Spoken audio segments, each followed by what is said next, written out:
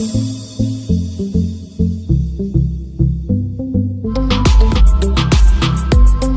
Friends, मैं अभिषेक फुलवारिया और आप देख रहे हैं मेरा YouTube channel Apple study.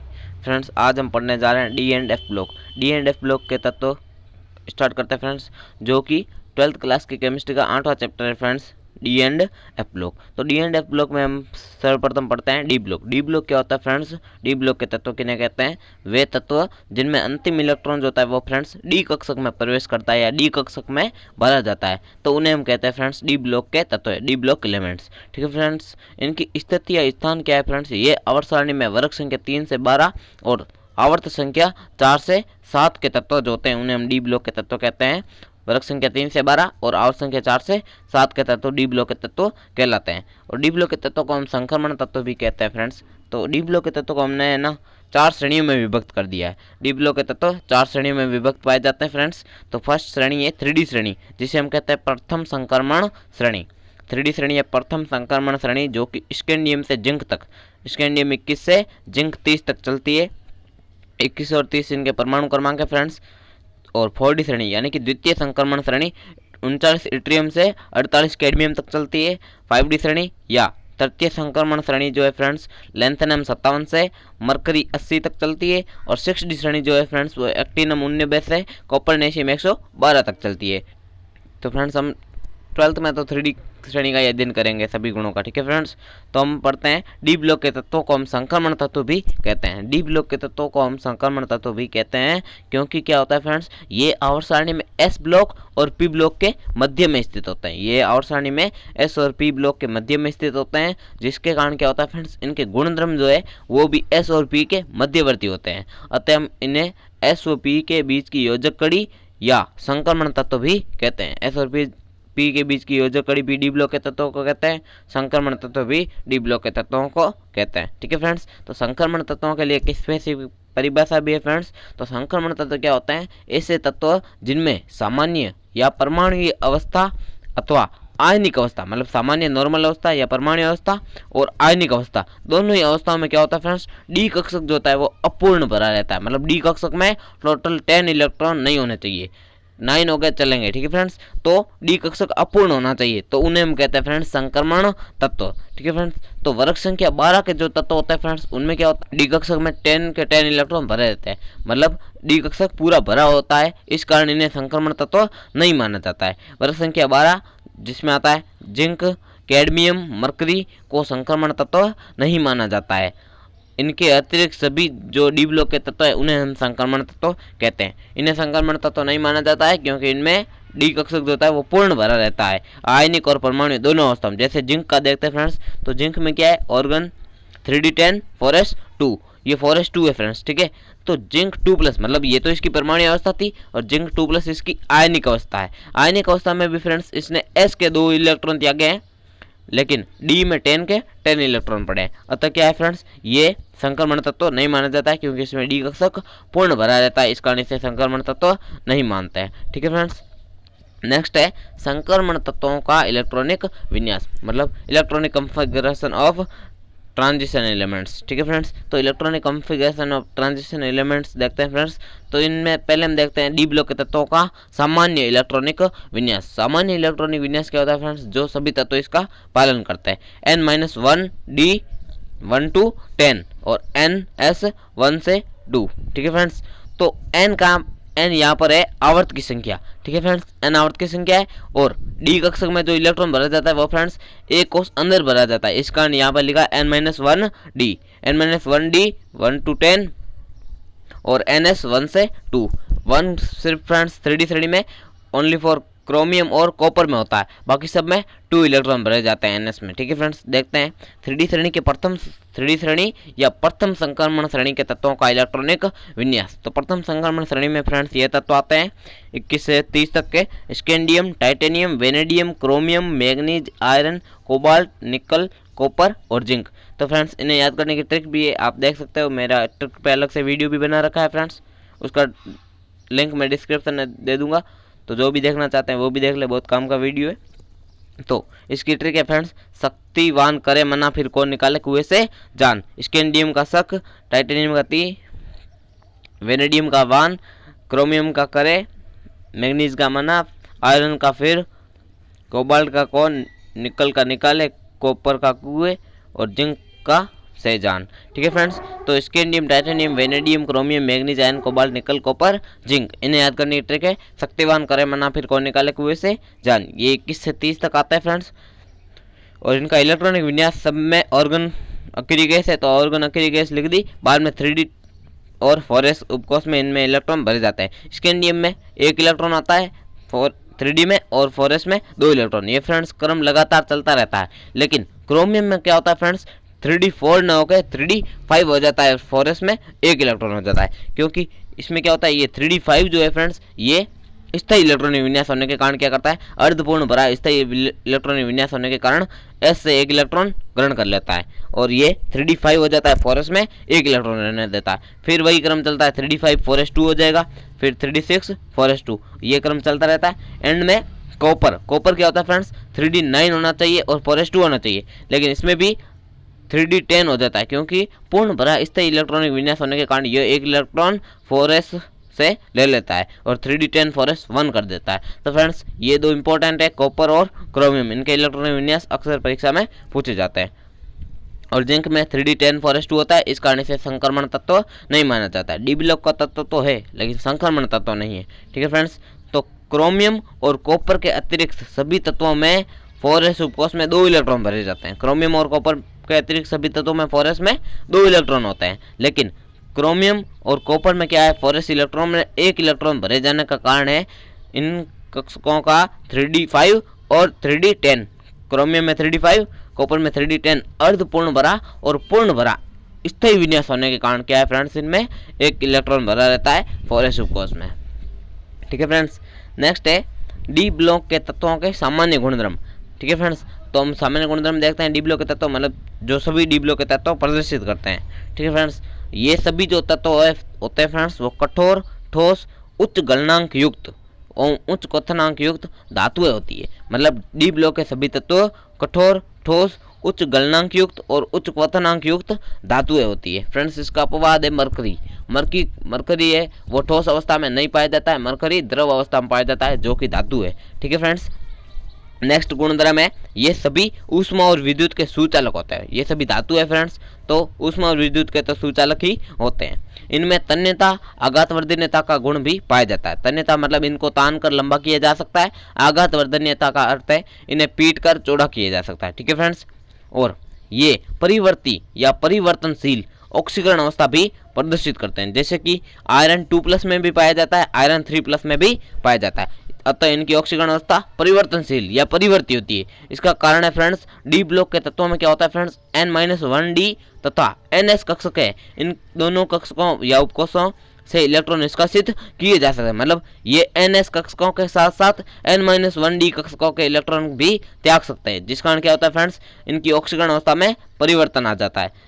Fe2+ भी बनता है, Fe3+ भी बनता है, क्योंकि इनकी ऊर्जा जो होती है फ्रेंड्स N-1D और NS की ऊर्जा लगभग बराबर होती है, जिससे ये दोनों कक्षकों से इलेक्ट्रॉन त्याग देते हैं, अतः परिवर्ती ऑक्सीकरण अवस्था प्रदर्शित करते हैं। ठीक है फ्रेंड्स, नेक्स्ट है ये तत्व उत्प्रेरकीय गुण दर्शाते हैं। आपने देखा होगा फ्रेंड्स, विभिन्न अभिक्रियाओं में जो रिएक्शन का तीर होता है उस पर उत्प्रेरक लिखे रहते हैं, तो वहाँ पे लगभग डी ब्लॉक के तत्वों का उपयोग किया जाता है। जैसे निकल प्लस हाइड्रोजन का उपयोग हाइड्रोजनीकरण में किया जाता है, उत्प्रेरकीय हाइड्रोजनीकरण में आदि बहुत सारे उत्प्रेरकीय गुण पढ़ेंगे हम इनके। ठीक है फ्रेंड्स, तो डी ब्लॉक के जो तत्व है वो फ्रेंड्स संकुल यौगिक बनाते हैं। डी ब्लॉक के तत्व संकुल यौगिक भी बनाते हैं। ठीक है फ्रेंड्स, और डी ब्लॉक संकुल यौगिक क्या होता है फ्रेंड्स, जटिल यौगिक जिन्हें हम बड़े कोष्टक में लिखते हैं उन्हें हम बोलते हैं संकुल यौगिक। ठीक है फ्रेंड्स, तो डी ब्लॉक के तत्व रंगीन यौगिक भी बनाते हैं। रंगीन मतलब इनके जो यौगिक होते हैं वो रंग दर्शाते हैं। ठीक है फ्रेंड्स, ये अनुचुंबकीय होते हैं, मतलब जिनमें अयुग्मित इलेक्ट्रॉन उपस्थित होता है उस कारण ये अनुचुंबकीय गुण भी दर्शाते हैं। इनमें अयुग्मित इलेक्ट्रॉन उपस्थित होता है, इन्हें जब हम विद्युत क्षेत्र में नहीं चुंबकीय क्षेत्र में रखते हैं तो ये क्या करता है, बाह्य चुंबकीय बल रेखाओं को आकर्षित करते हैं, इस कारण इन्हें अनुचुंबकीय गुण कहते हैं। ठीक है फ्रेंड्स, ये जो होते हैं वो अंतराकाशी यौगिक भी बनाते हैं, मतलब इनके अंतराकाशों में छोटे परमाणु हाइड्रोजन, कार्बन, नाइट्रोजन, बोरोन आदि प्रवेश करते हैं और अंतराकाशी यौगिकों का भी निर्माण होता है। ठीक है फ्रेंड्स, ये मिश्र धातु भी बनाते हैं, मिश्र धातु बनाने के काम आते हैं, जैसे कि ये copper plus zinc is equal to पीतल, मतलब कॉपर और जिंक को मिला के हम पीतल बनाते हैं, या पीतल बराबर हम लिख सकते हैं कॉपर प्लस जिंक। तो इन्हें हम ऐसे ट्रिक से याद कर सकते हैं, पिताजी, पी फॉर पीतल, ता फॉर तांबा, जी फॉर जिंक, पिताजी, मतलब पीतल copper zinc, copper plus zinc is equal to पीतल। ठीक है फ्रेंड्स। अगला, इनमें क्षैतिज समानता पाई जाती है। क्षैतिज समानता क्या है फ्रेंड्स, अर्थात इनमें श्रेणी के तत्वों के सभी गुणधर्म समान होता है। बाकी हम दूसरे ब्लॉकों में देखते हैं वर्ग के तत्वों में समानता होती है, लेकिन इनमें क्या होता है, क्षैतिज समानता पाई जाती है, मतलब पूरी श्रेणी के तत्वों के गुणधर्म जो होते हैं वो लगभग समान होते हैं। ठीक है फ्रेंड्स। नेक्स्ट हम ओनली फॉर 3D श्रेणी का अध्ययन करेंगे फ्रेंड्स। तो 3D श्रेणी के गुणों में समानता नहीं, सामान्य प्रवृत्तियां देखते हैं, मतलब 3D श्रेणी में कहां से कहां जाएंगे तो क्या फर्क पड़ेगा। ठीक है फ्रेंड्स। तो 3D श्रेणी में हम फर्स्ट देखते हैं परमाणुवीय त्रिज्या या परमाणु आकार, मतलब परमाणु त्रिज्या या परमाणु आकार क्या होता है फ्रेंड्स। तो 3D श्रेणी में देखते हैं किसी परमाणु के बाह्यतम कोष एवं बाह्यतम कोष के इलेक्ट्रॉन और नाभिक के मध्य की दूरी जो होती है उसे हम कहते हैं फ्रेंड्स परमाणुवीय त्रिज्या या परमाणु आकार, मतलब किसी परमाणु के बाह्यतम कोष के इलेक्ट्रॉन और नाभिक के बीच की दूरी को हम कहते हैं परमाणुवीय त्रिज्या या परमाणु आकार। ठीक है फ्रेंड्स। तो 3D श्रेणी में बाएं से दाएं जाने पर क्या होता है फ्रेंड्स, पहले तो आकार घटता है, फिर लगभग समान रहता है और अंत में पुनः बढ़ता है। अतः लगभग हम कह सकते हैं 3D श्रेणी के तत्वों का आकार लगभग समान बना रहता है, मतलब पहले बढ़ता है, पहले घटता है, फिर समान रहता है और अंत में पुनः बढ़ता है। ठीक है फ्रेंड्स। तो स्कैंडियम से क्रोमियम तक तो आकार घटता है, फिर क्रोमियम मैग्नीज आयरन का आकार लगभग समान रहता है, फिर कॉपर तक वापस घटता है और निकल से पुनः बढ़ना स्टार्ट हो जाता है। ठीक है फ्रेंड्स। अतः आकार त्रिज्या का लगभग समान होने के कारण, मतलब इनकी आकार लगभग समान ही होता है। ठीक है फ्रेंड्स। तो आकार या त्रिज्या का लगभग समान होने का कारण जो है फ्रेंड्स, इन तत्वों में प्रभावी नाभिकीय आवेश और परिरक्षण प्रभाव जो होता है वो लगभग समान होता है फ्रेंड्स। इस कारण क्या होता है, इनका आकार भी लगभग समान होता है। ठीक है फ्रेंड्स। नेक्स्ट हम देखते हैं आयनन एंथैल्पी या आयनन विभव। किसी विलगित गैसीय परमाणु से एक इलेक्ट्रॉन निकालने के लिए जो हम ऊर्जा देते हैं उसे हम कहते हैं आयनन एंथैल्पी या आयनन विभव। ठीक है फ्रेंड्स। मतलब किसी विलगित गैसीय परमाणु से एक इलेक्ट्रॉन निकालने के लिए दी गई ऊर्जा आयनन एंथैल्पी कहलाती है। चूंकि श्रेणी के सभी तत्वों का आकार जो होता है फ्रेंड्स लगभग समान रहता है, इस कारण क्या होता है, आयनन एंथैल्पी भी लगभग समान रहती है, जिसका मान जो होता है फ्रेंड्स 6 से 10 इलेक्ट्रोवोल्ट के बीच में होता है। मतलब पूरी श्रेणी के तत्वों का आयनन विभव लगभग समान होता है 6 से 10 इलेक्ट्रोवोल्ट के मध्य में। ठीक है फ्रेंड्स। नेक्स्ट है धात्विक प्रकृति। थर्ड गुण है इसका धात्विक प्रकृति। धात्विक प्रकृति क्या होता है फ्रेंड्स, मेटेलिक प्रॉपर्टीज। सभी संक्रमण तत्व जो होते हैं वो फ्रेंड्स धात्विक प्रकृति दर्शाते हैं तथा इनमें 3 प्रकार की क्रिस्टल संरचनाएं पाई जाती है, मतलब इनके जो क्रिस्टल जो होते हैं उन 3 प्रकार की संरचनाएं प्रदर्शित करते हैं। फर्स्ट है काय केंद्रित घनीय संरचना, काय केंद्रित घनीय संरचना BCC। ठीक है, body central unit cell. Next है सेकंड इसका है फलक केंद्रित घनीय संरचना FCC। ठीक है फ्रेंड्स। और थर्ड है षटकोणीय निबिड़ संकुलित संरचना। ये इनके क्रिस्टल है फ्रेंड्स। फर्स्ट है काय केंद्रित घनीय संरचना, सेकंड है फलक केंद्रित घनीय संरचना और थर्ड है षटकोणीय निबिड़ संकुलित संरचना HCP। ठीक है फ्रेंड्स। ये और फोर्थ गुण है इसका फ्रेंड्स ऑक्सीकरण अवस्थाएं। तो फ्रेंड्स ऑक्सीकरण अवस्थाएं आपने हमने देखा था अभी, ये परिवर्ती ऑक्सीकरण अवस्थाएं दर्शाते हैं। तो फर्स्ट यही पॉइंट है इसका, डी ब्लॉक के सभी तत्व परिवर्ती ऑक्सीकरण अवस्था दर्शाते हैं। कारण वही है फ्रेंड्स, संक्रमण तत्वों में क्या होता है N-1D और NS कक्षकों का ऊर्जा अंतराल लगभग ऊर्जा बराबर होती है। अतः क्या करते हैं ये फ्रेंड्स NS इलेक्ट्रॉन के साथ साथ N-1D इलेक्ट्रॉनों का भी त्याग कर सकते हैं। अतः यह परिवर्ती ऑक्सीकरण अवस्था दर्शाते हैं। ठीक है फ्रेंड्स। तो फर्स्ट इनका गुण है ऑक्सीकरण अवस्थाओं का कि ये परिवर्ती ऑक्सीकरण अवस्था दर्शाते हैं। इनकी ऑक्सीकरण अवस्था सामान्यतः +2 होती है, क्योंकि +2 ऑक्सीकरण अवस्था लगभग सभी तत्वों द्वारा दर्शाई जाती है। स्कैंडियम के अतिरिक्त सभी तत्व +2 ऑक्सीकरण अवस्था प्रदर्शित करते हैं। इस कारण डी ब्लॉक के तत्वों की सामान्य ऑक्सीकरण अवस्था जो है वो फ्रेंड्स +2 होती है। ठीक है फ्रेंड्स। तो ये स्कैंडियम से जिंक तक हमने लिख दिया, +2 सबके द्वारा प्रदर्शित की जाती है। कॉपर और क्रोमियम +1 ऑक्सीकरण अवस्था भी दर्शाते हैं, क्योंकि इनमें 4s में एक ही इलेक्ट्रॉन होता है, अतः यह +1 ऑक्सीकरण अवस्था भी प्रदर्शित करते हैं। ठीक है फ्रेंड्स। तो ये जो क्रम है फ्रेंड्स ऐसे आना चाहिए 3 +4 +5 +6 +7, मतलब जैसे जैसे हम एक परमाणु क्रमांक बढ़ाते हैं वैसे वैसे ऑक्सीकरण अवस्था में एक की वृद्धि होती है और Mn तक ज़्यादा से ज़्यादा 5 अयुग्मित इलेक्ट्रॉन होता है डी में, और ये 5 अयुग्मित इलेक्ट्रॉन डी के और 2 इलेक्ट्रॉन 4Sk मतलब 4Sk त्यागता है, जिससे +7 ऑक्सीकरण अवस्था, उच्चतम ऑक्सीकरण अवस्था मैग्नीज के द्वारा दर्शाई जाती है +7। ठीक है फ्रेंड्स, क्योंकि इसमें 5 अयुग्मित इलेक्ट्रॉन उपस्थित होते हैं। ये अयुग्मित इलेक्ट्रॉनों के आधार पर ये एक परमाणु क्रमांक बढ़ने के साथ साथ इनकी ऑक्सीजन अवस्था में एक ही वृद्धि हो रही है। ठीक है फ्रेंड्स, तो +2 सबके द्वारा प्रदर्शित की जाती है। +3 जो होता है फ्रेंड्स स्कैंडियम से कोबाल्ट तक प्रदर्शित होती है। निकल, कॉपर और जिंक +3 ऑक्सीकरण अवस्था नहीं दर्शाते हैं। टाइटेनियम जो होता है वो फ्रेंड्स +4 ऑक्सीकरण अवस्था दर्शाता है। और vanadium, chromium, manganese, iron, cobalt, निकल, कोबाल्ट निकल तक, टाइटेनियम से निकल तक +4 ऑक्सीकरण अवस्था दर्शाई जाती है। +5 ऑक्सीकरण अवस्था केवल वेनेडियम और मैग्नीज ही प्रदर्शित करते हैं। +5 ऑक्सीकरण अवस्था केवल वेनेडियम और मैग्नीज प्रदर्शित करते हैं।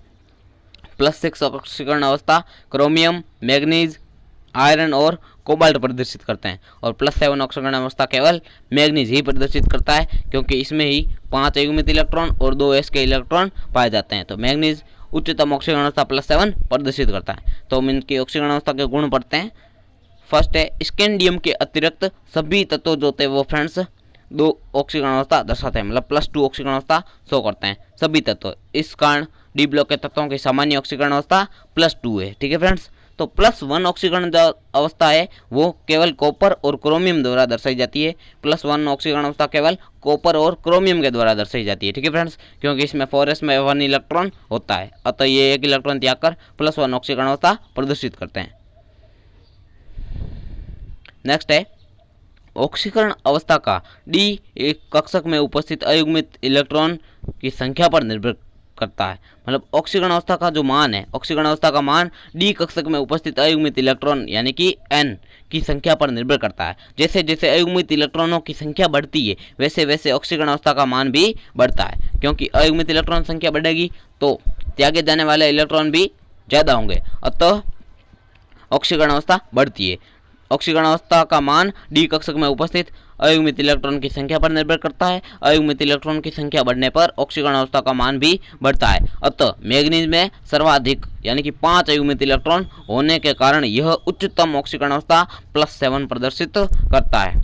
और एक और गुणधर्म इनका कि यह जो तत्व होते हैं डी ब्लॉक के तत्व, ऑक्सीजन और फ्लोरीन, इन 2 तत्वों के साथ क्या करता है फ्रेंड्स, उच्चतम ऑक्सीकरण अवस्था प्रदर्शित करते हैं। मतलब ये अपनी उच्चतम ऑक्सीकरण अवस्था जो है फ्रेंड्स ऑक्सीजन और फ्लोरीन के साथ प्रदर्शित करते हैं। जैसे कि MnO4- ये आगे के जोड़ देते बन जाता KMnO4, पोटेशियम परमैंगनेट, ये खाली परमैंगनेट। तो फ्रेंड्स KMnO4- में क्या है फ्रेंड्स, Mn की ऑक्सीकरण अवस्था +7 है, क्योंकि ये ऑक्सीजन के साथ जुड़ा हुआ है। मतलब ये अपनी उच्चतम ऑक्सीकरण अवस्था जो होते हैं फ्रेंड्स वो ऑक्सीजन और फ्लोरीन के साथ शो करते हैं। ठीक है फ्रेंड्स, नेक्स्ट है संक्रमण तत्व निम्नतम ऑक्सीकरण अवस्था में आयनिक यौगिक बनाते हैं। मतलब अपनी कम ऑक्सीकरण अवस्था में तो आयनिक यौगिक बनाते हैं, जबकि यदि ऑक्सीकरण अवस्था उच्च है तो यह सहसंयोजक यौगिक बनाते हैं।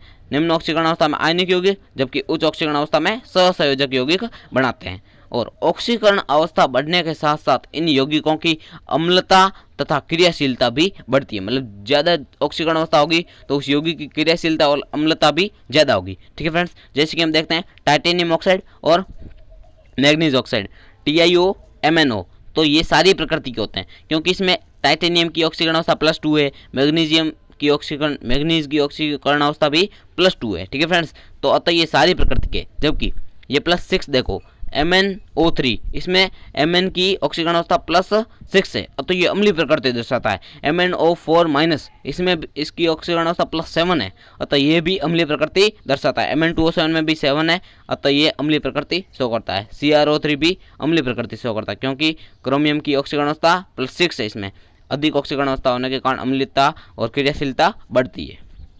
और एक और लास्ट इंपॉर्टेंट पॉइंट है इसका कि ये जो तत्व होते हैं संक्रमण तत्व शून्य ऑक्सीकरण अवस्था में भी स्थायी यौगिकों का निर्माण करते हैं। शून्य ऑक्सीकरण अवस्था में भी स्थायी यौगिकों का निर्माण करते हैं। जैसे ये संकुल यौगिक है NiCO4 मतलब टेट्राकार्बोनिल निकल। ठीक है फ्रेंड्स, टेट्राकार्बोनिल निकल 0, ये पेंटाकार्बोनिल आयरन और ये हेक्साकार्बोनिल कोबाल्ट। ठीक है फ्रेंड्स, तो ये भी क्या है फ्रेंड्स, शून्य ऑक्सीकरण अवस्था में निकल Fe और कोबाल्ट, इनकी शून्य ऑक्सीकरण अवस्था में बनने वाले यौगिक है, ये भी स्थायी यौगिक है। ठीक है फ्रेंड्स, तो इनकी ऑक्सीकरण अवस्थाओं के गुणधर्म पढ़ लिए। नेक्स्ट हम पढ़ते हैं उत्प्रेरकीय गुण मतलब कैटालिटिक प्रॉपर्टी। उत्प्रेरकीय गुण क्या होते हैं फ्रेंड्स, संक्रमण तत्व तथा उनके यौगिक मिश्र धातुओं आदि को हमने कई अभिक्रियाओं में क्या करता है फ्रेंड्स, उत्प्रेरक के रूप में प्रयुक्त किया जाता है। संक्रमण तत्वों, उनके मिश्र धातुओं, उनके यौगिकों का उपयोग कई रासायनिक अभिक्रियाओं में उत्प्रेरक के रूप में किया जाता है। कारण होता है फ्रेंड्स इसका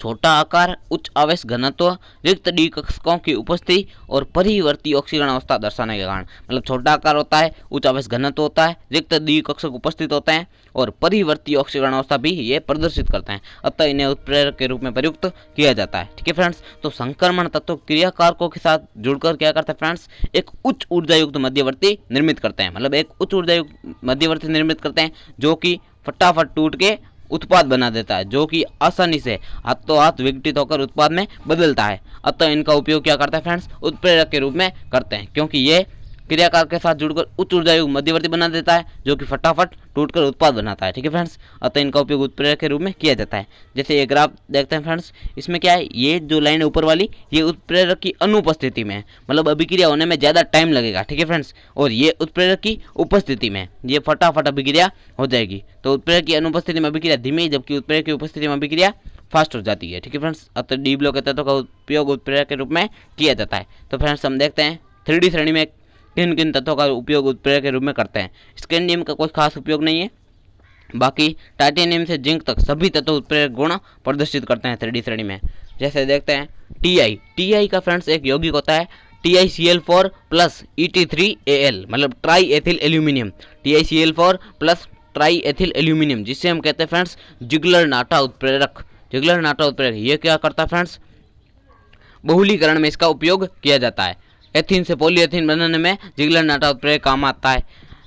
नेक्स्ट है वेनेडियम। वेनेडियम का क्या है फ्रेंड्स, V2O5, इसका उपयोग संपर्क कक्ष विधि में किया जाता है। वेनेडियम का उपयोग संपर्क कक्ष विधि में V2O5 का उपयोग किया जाता है, ये भी एक उत्प्रेरक है V2O5। नेक्स्ट है क्रोमियम। क्रोमियम में क्या होता है फ्रेंड्स, Cr2O3 और Al2O3, ये दोनों हाइड्रोजन कारक है, मतलब H2 जोड़ते हैं, हाइड्रोजन कारक है Cr2O3 और Al2O3, मतलब ये क्रोमियम का उत्प्रेरक। और manganese MnO2 CH3COO whole twice Mn। Fe क्या है फ्रेंड्स, आयरन चूर्ण और मोलिब्डेनम वर्धक। FeMO इसका उपयोग किया जाता है फ्रेंड्स अमोनिया निर्माण की हेबर विधि में। अमोनिया निर्माण की हेबर विधि में FeMO का उपयोग किया जाता है। ठीक है फ्रेंड्स, और कोबाल्ट का एक यौगिक है CO2CO8, ऑक्टा कार्बोनिल कोबाल्ट का उपयोग जाता है फ्रेंड्स एल्किनो के फॉर्मिलीकरण में किया जाता है। किसमें, एल्किनो के फॉर्मिलीकरण में कोबाल्ट के एक यौगिक है ऑक्टा कार्बोनिल कोबाल्ट, जिसका उपयोग किया जाता है एल्किनो के फॉर्मिलीकरण में। ये फ्रेंड्स उत्प्रेरक के रूप में इसका गुण दर्शाता है। ठीक है फ्रेंड्स, नेक्स्ट है निकल, पैलेडियम, प्लेटिनम, इनका उपयोग भी हाइड्रोजनीकरण में किया जाता है वनस्पति घी निर्माण में। ठीक है फ्रेंड्स, तो निकल प्लस हाइड्रोजन का उपयोग वनस्पति घी निर्माण में किया जाता है, मतलब वनस्पति तेल से वनस्पति घी बनाने के लिए इसका उपयोग किया जाता है। हाइड्रोजन जोड़ता है ये भी फ्रेंड्स, तो ये एक अपचायक है। ठीक है फ्रेंड्स, ये क्या करता है, असंतृप्त यौगिकों को संतृप्त में बदल देता है। ठीक है फ्रेंड्स, कॉपर का उपयोग भी किया जाता है गाटरमान अभिक्रिया में। कॉपर और हाइड्रोजन हैलाइड HX का उपयोग किया जाता है गाटरमान अभिक्रिया में। ठीक है फ्रेंड्स, और जिंक का एक महत्वपूर्ण अभिकर्मक भी पाया जाता है, जिसका उपयोग कई सारी अभिक्रिया में किया जाता है। ZnCl2 और कंसंट्रेट HCl, मतलब ZnCl2, ड्राई ZnCl2 और कंसंट्रेट HCl का उपयोग किया जाता है ल्यूकोस अभिकर्मक। ल्यूकोस अभिकर्मक वैसे कई सारी अभिक्रिया में प्रयुक्त किया जाता है। ठीक है फ्रेंड्स, तो कुछ उदाहरण देख लेते हैं। फर्स्ट हम देखते हैं वनस्पति घी के निर्माण में। वनस्पति घी निर्माण में निकल और हाइड्रोजन का उपयोग किया जाता है, निकल प्लस हाइड्रोजन। ठीक है फ्रेंड्स, तो ये वनस्पति तेल का फॉर्मूला है RCH डबल बॉन्ड CH बंद COOR, मतलब RCH double bond CH single bond COOR। तो इसमें यदि हम H2 को अणु जोड़ते हैं तो एक हाइड्रोजन इस CH पे, एक हाइड्रोजन इस CH पे जुड़ता है और ये एक बंध टूट जाता है, तो ये बनता है RCH2 CH2 COOR। इससे हम कहते हैं फ्रेंड्स वनस्पति तेल, और ये है वनस्पति घी। तो फ्रेंड्स असंतृप्त को संतृप्त में बदलने पर तेल से घी बन जाता है। तो फ्रेंड्स इसका उपयोग किया जाता है निकल और हाइड्रोजन का हाइड्रोजनीकरण में, उत्प्रेरक की हाइड्रोजनीकरण में ये डी ब्लॉक के तत्व निकल का उपयोग किया जाता है। एक और देखते हैं अमोनिया निर्माण की हेबर विधि। अमोनिया निर्माण की हेबर विधि क्या होती है friends, N2 plus 3H2, N2 में 3H2 जोड़े तो 2NH3 बनता है। यहाँ पर FeMO का उपयोग किया जाता है।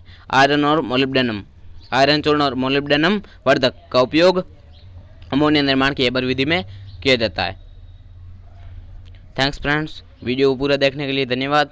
यदि आपको ये वीडियो अच्छी लगी हो फ्रेंड्स तो प्लीज़ वीडियो को लाइक और हमारे यूट्यूब चैनल एपल स्टडी को सब्सक्राइब ज़रूर करें।